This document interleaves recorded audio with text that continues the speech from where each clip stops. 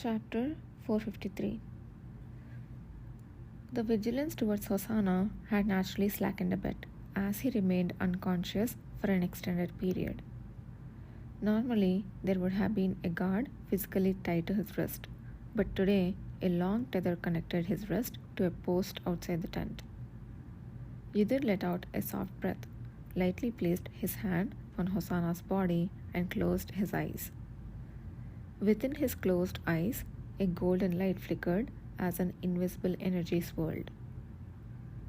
Measuring the power of ordinary awakeners had always been somewhat feasible, and it was much easier than it had been during Kishir's time.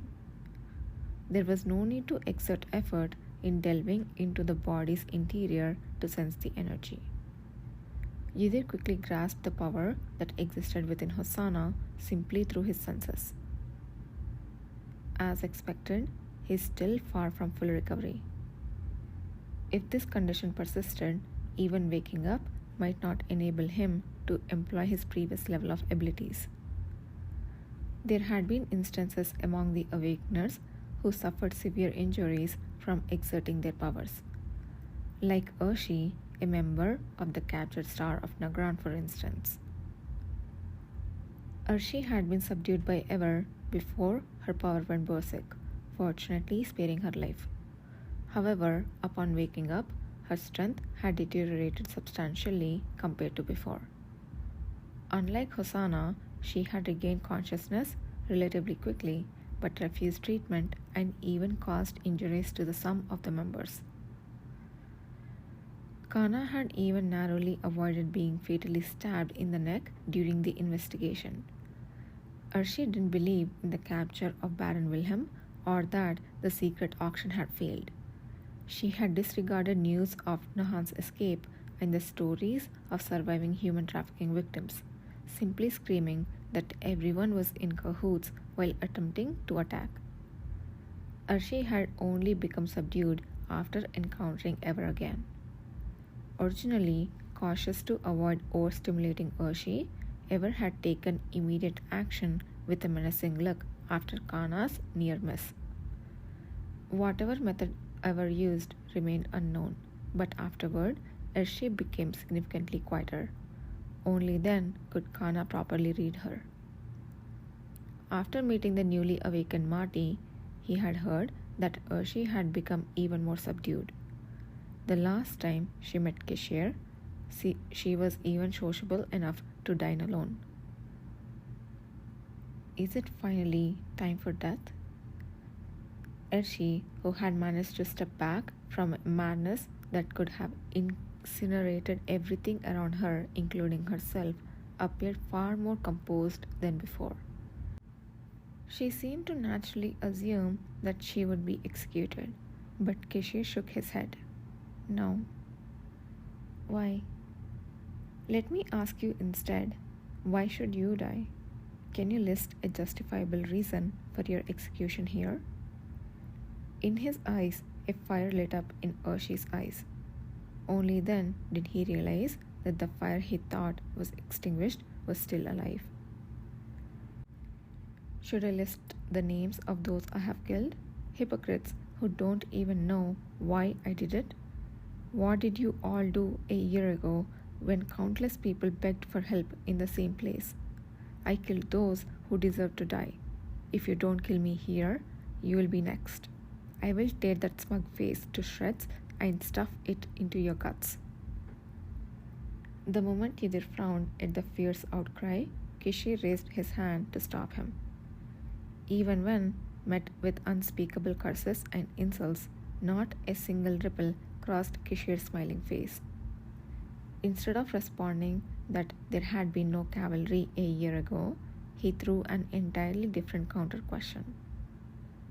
Then let me ask you this. Did you think that the servants of Graham Wilhelm also deserve to die? What about the ordinary people of Tenno who were merely doing their jobs, or the soldiers who were just patrolling? Do you even know who they were, what kind of people they were? Names flowed effortlessly from Kishir's mouth. He had memorized the names of all those who had been hurt or killed in the event stirred up by the Star of Nagran. As each ordinary name slipped out, the expressions of the surrounding members couldn't hide their surprise, and Arshi's face twisted more and more. So, what are you trying to say? Just kill me here and now. No, you won't die here, Kishir declared quietly. Even if you die, it won't change what has already happened. Just like how revenge didn't solve the real reason you did what you did. ... So, I will give you one more chance. What are you talking about? I will give you the opportunity to see clearly what you resent, who you should be seeking revenge against, and what consequences your actions have brought. We will revisit this conversation afterward. Arshi and the few members who had followed Kishir said nothing. Either felt the same. What exactly are you thinking? As soon as you and your comrades recover, you will be doing various tasks here. If you don't want to, you could go to prison, but you will have to atone in some way regardless. And after Tenu fully recovers and the trials conclude, I would like to hear what you really wanted, what you hoped for from the cavalry. Arshi's eyes oscillated between suspicion and caution. Kishir was about to turn away from her when something seemed to occur to him. And I won't forget the objective compliment you gave my face during this conversation. It was unexpectedly memorable. ...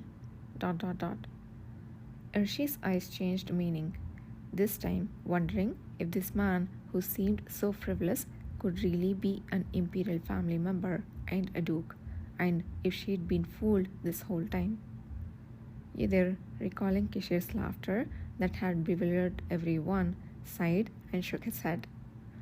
Even Yidhir had thought for a moment that it was absurd, but he didn't think the words were meaningless. Kishir had never fully exercised his authority to manage and punish the awakeners within the cavalry. So, this declaration signaled to all the members how he would steer the cavalry going forward. Some might call his approach lazy and lenient, but Yidhir didn't see it that way. Knights had their rules, mages had theirs, and Kishir Lahore would write new rules for the awakeners in a direction previously uncharted. Yidhir, there you are. We are off to set off. Just as he was about to leave after checking on Hosanna, Kana burst through the door, her face flushed. I'll be in charge of this person right after departure, so don't worry and go back to your post. Understood. If Kana was taking care of Hosanna, there was nothing to worry about.